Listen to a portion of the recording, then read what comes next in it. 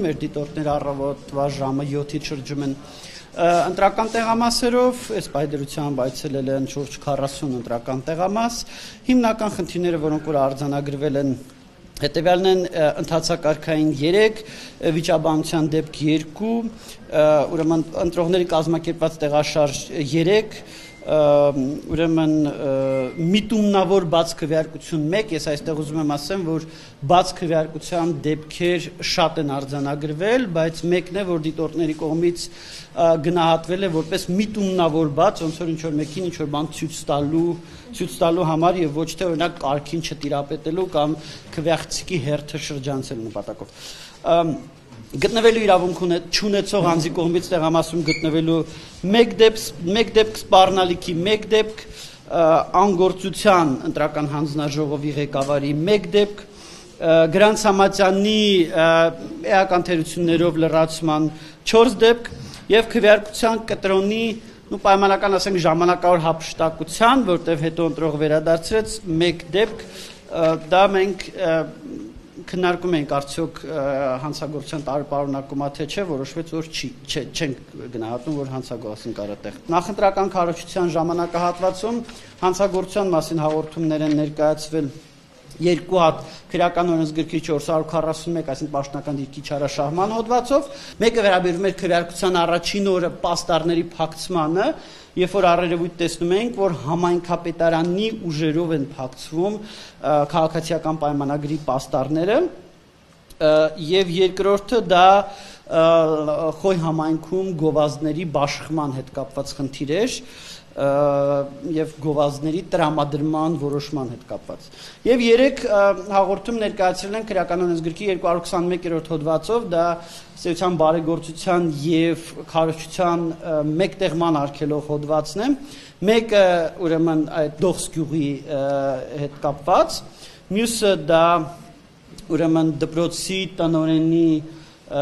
տնօրենի կողմից բարեգործություն իրականացնելու մասով, բոլոր 5 հաղորդումներն էլ ըստ էության ԿՊ-ին են վերաբերում։ Ընտրություններում լարվածության մթնոլորտ կամ, չգիտեմ, ինչ-որ լուրջ, այնպիսի արճակատումներ, այդպիսի ընդհարումներ եւ այլն չենք արձանագրում։ Որոշ ընտրական տեղամասերում մենք արձանագրում ենք, որ տեղամասային ընտրական հանձնաժողովի այդ քվեարկության սենյակի մակերեսը չի համապատասխանում ընտրողների թվին, այսինքն մակերեսը այնքան փոքր է, որ եթե հաշվի առնելով նաև ընտրողների թիվը եւ հնարավոր, ասենք թե հաճախությունը, ինքը չի ապահովի, որպեսզի իրապես այդտեղ կուտակումներ չլինեն։ Սա մեկ։ Երկրորդը հանձնաժողովների հետ կապված, ուրեմն հանձնաժողովները չեն կարողանում լիարժեք տիրապետել այն տեսակետից, որ գոնե տեղամասային ընտրական հանձնաժողովի անմիջապես հարակից տարածքում, իսկ մենք արձանագրել ենք այդպիսի դեպքեր, նույն մարդը կամ նույն մարդիկ շարունակաբար երկար ժամանակ կարող են գտնվել տարածքի մոտ, հա, եւ դա ըստ էության գնահատում են որպես ընտրողների ուղղորդման հնարավոր տարբերակ։ Այս հայտնի այդ տասովչիկների երևույթը ցավոք սրտի դեռևս ուրեմն մնում է օրակարգում։ Մեր դիտորդները ժամը 2-ի դրությամբ այցելել են 20 ընտրատեղամաս եւ 22 ընդհանրում 22 խախտում են արձանագրել, բայց պետք է ասել, որ այս խախտումների պարբերականությունը, տեսակների կրկնողությունը, աշխարհագրական սփռվածությունը հուշում է, որ համակարգային խնդիրների հետ գործ չունենք, այլ ավելի շատ դիսկրետ դեպքերի հետ,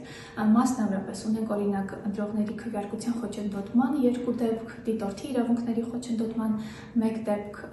քարոզչության ընտրատեղամասում տեղի ունեցող քարոզչության 1 դեպք, ունենք մատչելիության հետ կապված մի շարք խնդիրներ, տեղամասերի կահավորման հետ կապված, օրինակ քվեատոփի ոչ պատշաճ փակում, ունենք նաև ուղղորդման կասկածի 1 դեպք վստահված անձանց կողմից